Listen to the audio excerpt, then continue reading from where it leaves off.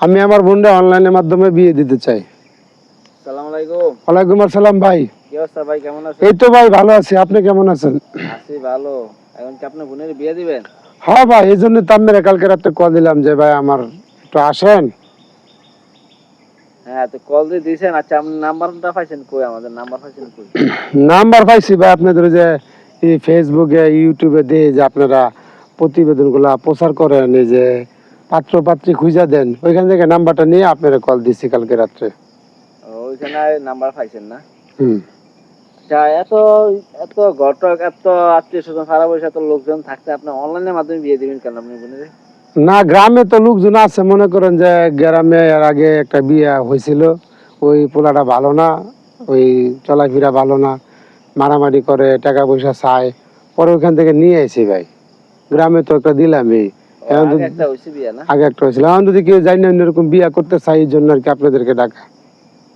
বুঝতে পারছি। তো আগে একটা হয়েছে এই জন্য এখন দ্বিতীয় বিয়ে দিতে পারতেছে না নাকি?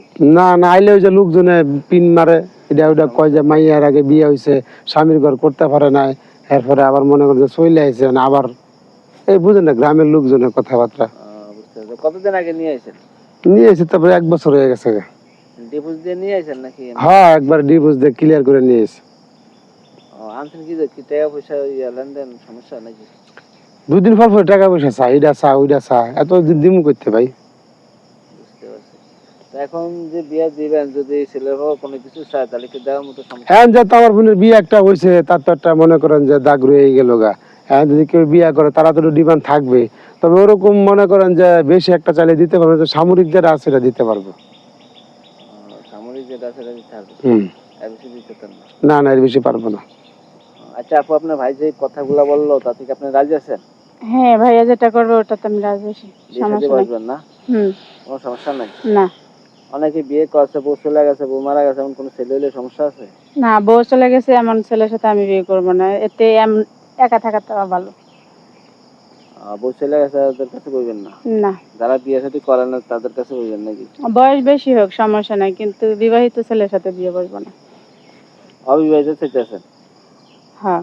তা অবিবাহিত ছেলে কই ভাবেন? আপনার তো বিয়ে একটা হয়েছে। বিবাহিত যদি পোলা না থাকে, বিবাহিত থাক কিন্তু বউ মারা গেছে এরকম, বউ চলে গেছে এরকম না।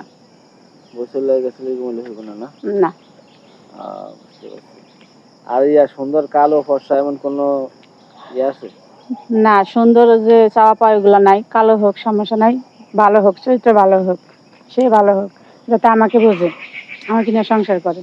বুঝতে পারছি। আচ্ছা ভাই, প্রবাসী কোনো ভাই যদি বিয়ে করতে চাইলে বিয়ে দিবেন? দিব না কেন? ছেলে যদি ভালো হয়, ওরকম হয়, তাহলে অবশ্যই দিব। দিবেন না? প্রবাসীরা কি লোক না, মানুষ না? আচ্ছা আচ্ছা। তাহলে আসসালামু আলাইকুম। আপনারা সব কথা শুনছেন। কেউ যদি ভিডিওটা দেখেন বা পছন্দ করেন এই আপুরে, অবশ্যই কমেন্টস করবেন আর আপনাদের নাম্বার দিয়ে দিবেন, নাম্বারে আপনি যোগাযোগ করবেন। ঠিক আছে আপু? ঠিক আছে ভাই। আপনি ওই যে নাম্বার দিলে অথবা ছবি দিলে দেখে আপনি যাকে পছন্দ হবে তার সাথে আপনারা যোগাযোগ করেন। হ্যাঁ, আচ্ছা, ঠিক আছে। ঠিক ঠিক আছে। আছে, রাখলাম। আল্লাহ হাফেজ।